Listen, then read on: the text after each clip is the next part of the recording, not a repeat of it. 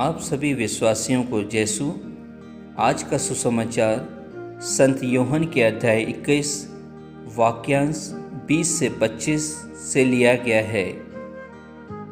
पेतरुस ने मुड़कर उस शिष्य को पीछे पीछे आते देखा जिसे ईसा प्यार करते थे और जिसने ब्यारी के समय उनकी छाती पर झुककर पूछा था, प्रभु वह कौन है जो आपको पकड़वाएगा।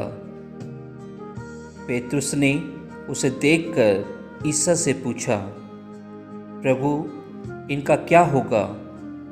ईसा ने उसे उत्तर दिया, यदि मैं चाहता हूँ कि यह मेरे आने तक रह जाएं, तो इससे तुम्हें क्या, तुम मेरा अनुसरण करो।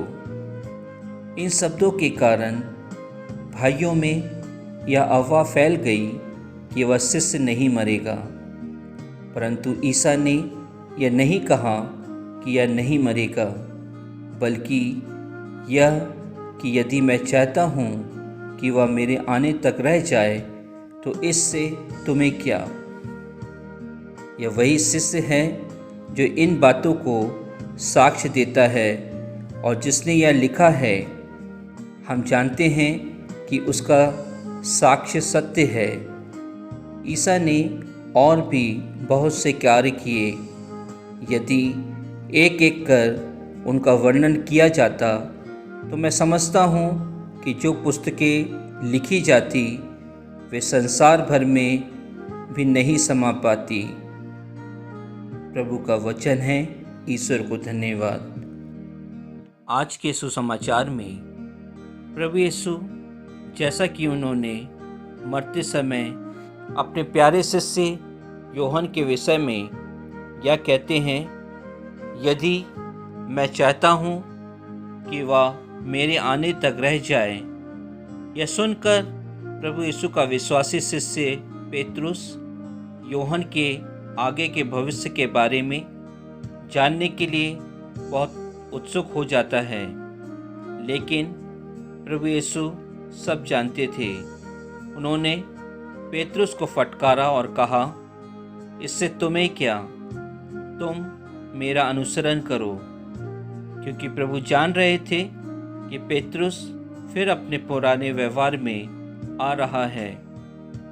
क्रिस्त में प्यारे भाई और बहनों, इस वचन को यदि हम चिंतन करें तो पाएंगे कि प्रभु यीशु क्रिस्त की इच्छा जरूरी नहीं कि वह पूरी हो जब तक वह पिता की इच्छा ना हो। उसी प्रकार हमारे जीवन में जो कुछ हम प्रभु से मांगते हैं जरूरी नहीं है कि वह पूरी हो जाए जब तक वह प्रभु की इच्छा ना हो। इसलिए हमें प्रभु यीशु क्रिस्त से यही प्रार्थना करना है, हो सके मेरी प्रार्थना पूरी हो पर आपकी इच्छा पूर्ण हो। यहाँ वचन में हमने यह भी देखा, प्रभु यीशु क्रिस्त पेतरुस को फटकारते हैं क्योंकि वह अपना मिशन छोड़कर यूहन्ना के बारे में सोचता है। हमारे जीवन में भी ऐसा ही होता है। प्रभु हर एक मनुष्यों को अलग अलग वरदान देता है, लेकिन क्रिस्त में प्यारे विश्वासियों, हम में से कई मनुष्य ऐसे होते हैं जो प्रभु यीशु क्रिस्त के द्वारा दिए गए कार्य करने के बजाय दूसरों के कार्यों में दखल अंदाज करते हैं। हम भी पेतरुस के समान प्रभु यीशु क्रिस्त का अनुसरण करना भूल जाते हैं और दूसरों से ईर्ष्या बैर रखते हैं, दूसरों को अपने आगे जाने के लिए रोकते हैं। हालांकि हमारे जीवन में कभी कभी हम सभी को पेतरुस का अनुभव होता है। अपने आप से पूछें, क्या आप कभी किसी ऐसे व्यक्ति से ईर्ष्या करते थे जिसे ऐसा लगता था कि सभी लोग उससे प्यार करते हैं और उसे स्वीकार करते हैं? क्या आपने कभी अपने किसी भाई बहन या मित्र के उपहार और प्रतिभा प्राप्त करने की इच्छा की है? यही भावनाएं पेतरुस के मन में भी आई थी। योहन के प्रति।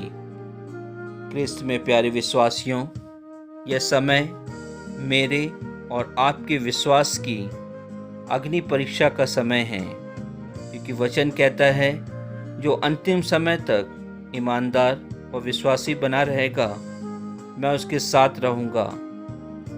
आपने आज के वचन को सुना, जिसमें प्रभु यीशु अपने प्यारे शिष्य योहन के बारे में कहते हैं कि मेरी यह इच्छा है कि तुम मेरे आने तक रहें।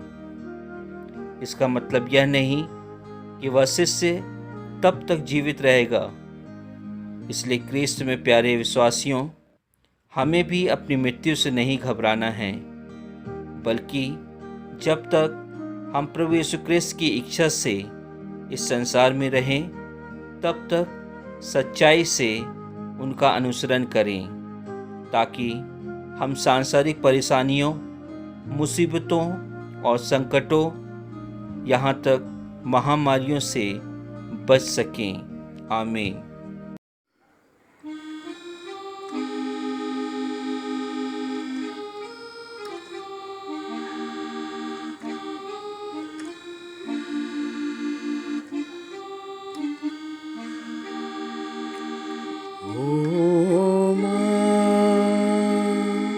ओ मेरी माँ, ओ मेरी माँ,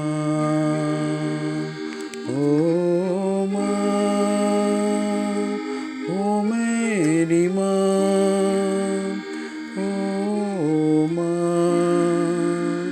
ओ मेरी माँ, तू प्रेरितों की रानी है माँ, आंचल में तेरे मिलती दया। तू प्रेरितों की रानी है माँ, आंचल में तेरे मिलती दया। तू ही आशा की किरण है माँ, सुन ले तू मेरी विनती। तू ही आशा की किरण है माँ, सुन ले तू मेरी विनती। तेरी शरण में जो आए माँ, दे तू दया चल की।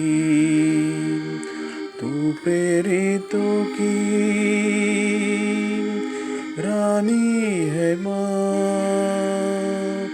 आंचल में तेरे मिलती दया। ओ